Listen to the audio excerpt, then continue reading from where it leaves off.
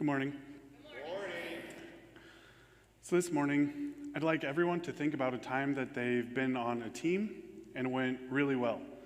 Whether this was at work, at school, maybe it was a sports team.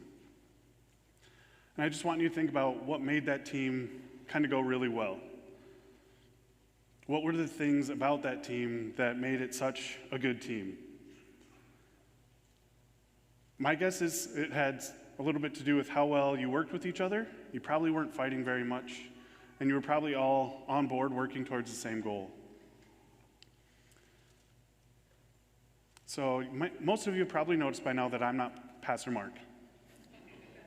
I'm Pastor Ryan, and Mark asked me to step in and do just a one-week message. And so when I was thinking about what I wanted to do my message on, I was thinking about over the summer we had this series called Life Verse, and how we heard from, Pastor Mark started the series, and then we heard from Pastor Zach and Pastor Sandy, and we had Will Kalhoff come in and give his life verse, and we even heard from some of the people of the congregation came up and gave their life verses, but one of mine had never been shared, and it's 1 Corinthians 3:6. I planted the seed, Apollos watered it, but God has been making it grow. And this hasn't been my life verse for my whole life. One of my other life verses was one that I had memorized as a kid, Romans 8:28, and it kind of stuck with me as I grew older, gave me a lot of encouragement. But this one I hadn't heard until I was in college, going to school at MSU in Mankato, Minnesota. And when I was there, I was very involved in Cru, which used to be called Campus Crusade for Christ. And every year there would be a conference over spring break in Panama City Beach, Florida. And I went one year, and what they would do is in the mornings there would be a session, and they would give us tools and kind of a strategy about how to share our faith.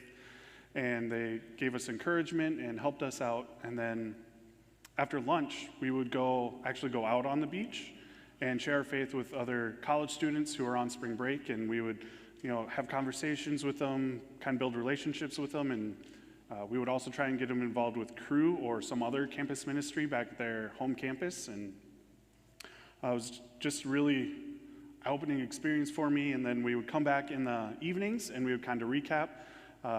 There would be some people who would come up and share some of their amazing stories about conversations they had, or there were lots of conversion stories that happened that week, and it was just really encouraging. And one thing they did before they sent us out onto the beaches was they shared 1 Corinthians 3:6 with us, and they said that we are not responsible for growing the seeds. That's God's job. All we can do is step out in faith and do what God is calling us to do. And they said if we do that, then we will have a 100% success rate. So that was really encouraging for me, because around this time, I was also starting to feel called into ministry. But I didn't think that that was something that I should do. I saw pastors as charismatic and outgoing and extroverted, and I didn't see myself as those things. And so I really wrestled with that for a while. But then when I heard this verse, I knew that this is what was something God was calling me to do.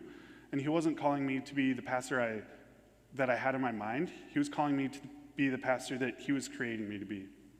And so that's why this verse was so encouraging for me at that time.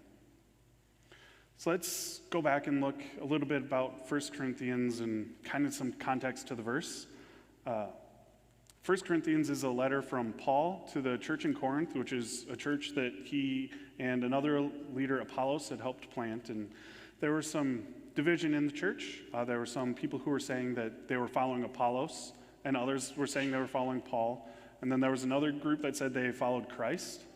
And so they kind of formed these different camps, and were kind of arguing about who was right and who they should be following. And so Paul addressed that early on in the letter, and he said that we are on the same team. Me and Apollos, we're all on the same team. We're working for the same goal. And so then that picks up in 1 Corinthians 3:5. Paul is writing, and he said, "After all, what is Apollos? And what is Paul? Only servants through whom you came to believe, as the Lord assigned to each his task. So Paul was saying that he and Apollos were on the same team. And football season is starting up pretty quick here, and so my favorite team is the Denver Broncos. And I know there's a lot of Vikings fans in here, but I'm going to make it a little bit easier for you and talk about how the Broncos beat the Packers in the Super Bowl. So my favorite player has always been John Elway. He was really awesome. He's the quarterback for the Broncos in the 90s, and he's a lot of the reason why I'm a Broncos fan today. And I actually liked him so much, my parents got me a little Christmas tree ornament of John Elway that I hang on the Christmas tree every year. But John Elway isn't the whole team. He only has one part on the team. Another great player that played on the Broncos was Steve Atwater. And so Steve Atwater was on the defense and John Elway was on the offense. And they each had their own role. John Elway was a quarterback leading the offense, and Steve Atwater was the safety leading the defense. But it's not just sports teams that have that role.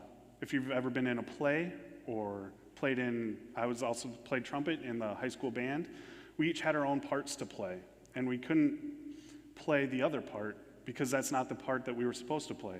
If I was a trumpet and started playing like the flutes part or the clarinets part, it wouldn't work because that's not the part I was assigned.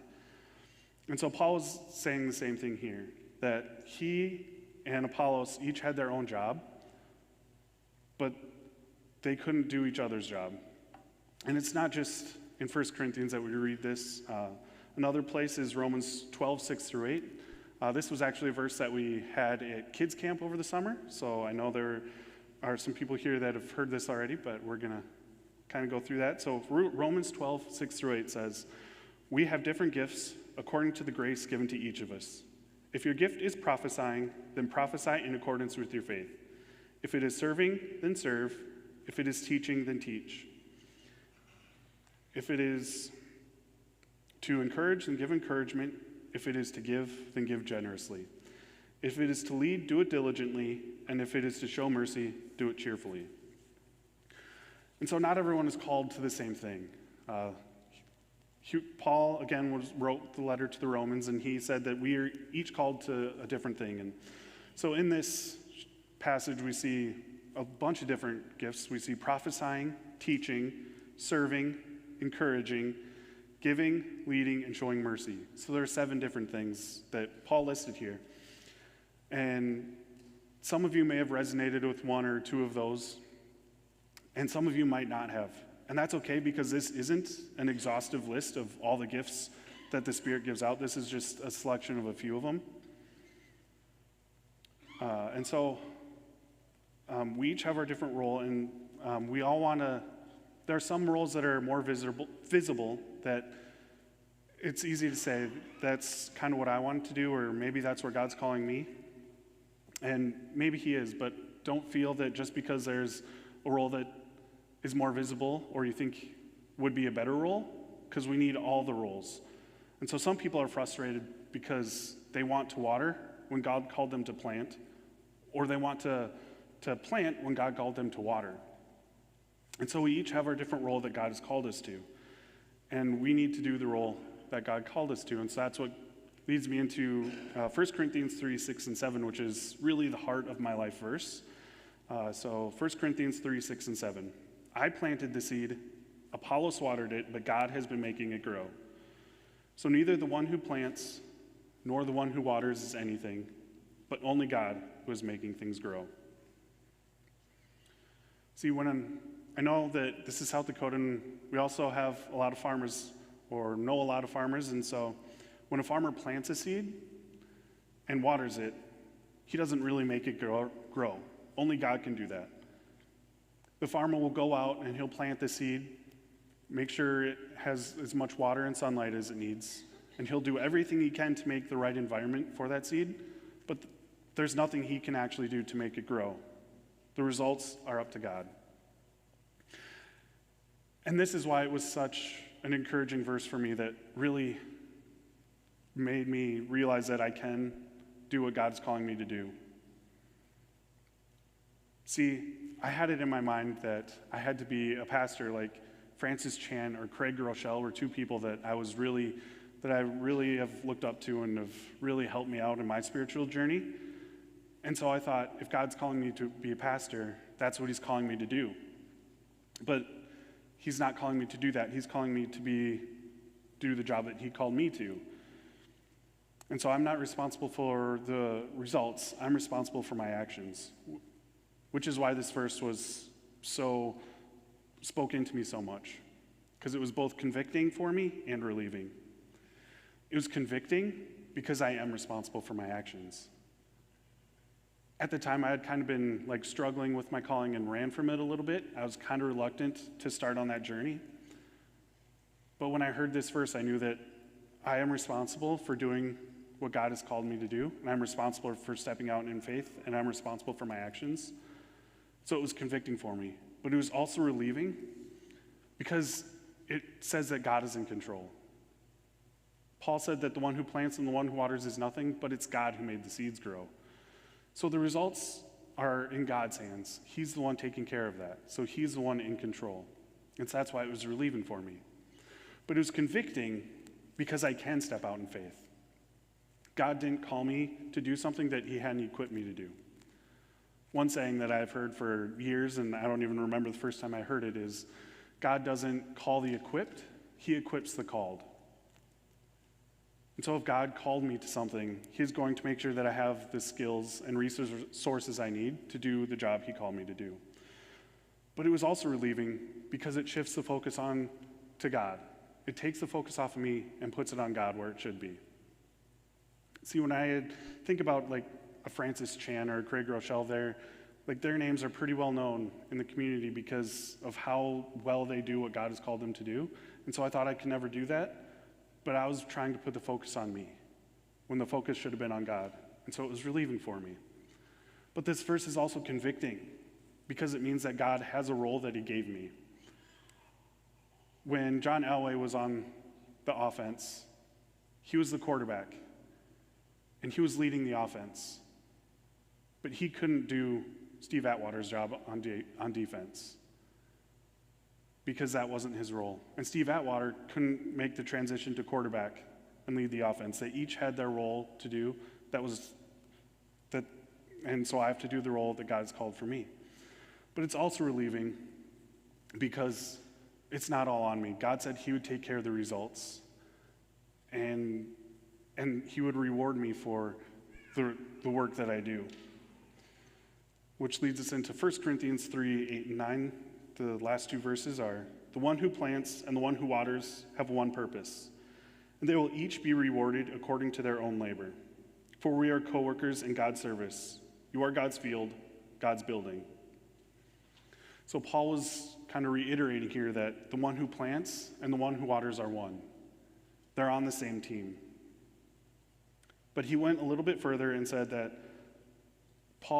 he said that he would receive his reward for planting, and Apollos would receive his reward for watering.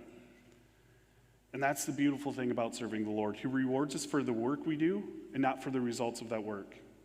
And he doesn't reward us for the results because the results belong to him. So how silly would it be for Paul to say that planting is important and the waters are missing the point? Or for Apollos to say that those planters better get the priorities right because the planters are where it's at? Because the reality is both are needed. Both have their goal to play, and both are working towards the same goal. And so he said that each will receive his own reward. And everyone works together but is rewarded individually, because reward is not according to gifts or talents or successes, but according to labor. And God knows how to reward each of us perfectly.